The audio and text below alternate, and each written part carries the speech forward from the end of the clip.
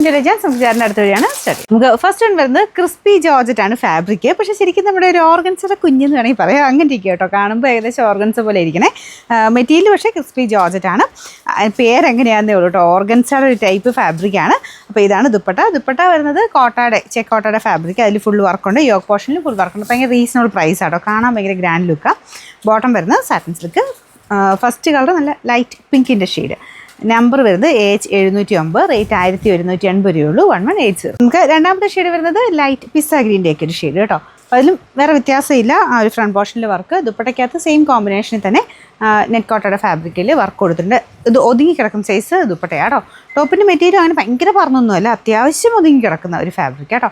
Bottom satin silk. Number AH708, rate 1180. അടുത്ത് ഒരു peach കളറാണ്. പക്ഷേ നിങ്ങളത് കാണുമ്പോൾ കുറച്ച് ലൈറ്റായിട്ടാണ് കാണുന്നത്. നേരിട്ട് കാണാൻ കുറച്ചുകൂടെ നല്ല പീച്ചാട്ടോ.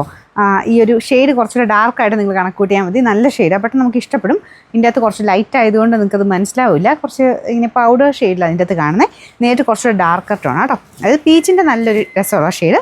ഫ്രണ്ട് പോർഷനിൽ ഫുൾ വർക്കുണ്ട്. ദുപ്പട്ടയ്ക്കകത്തും ഫുൾ എംബ്രോയ്ഡറി, അതായത് അടുപ്പിച്ച് തന്നെ ഫുള്ളായിട്ട് എംബ്രോയ്ഡറി ചെയ്തിട്ടുണ്ട്. Bottom satin silk. Number AH710, rate 1180.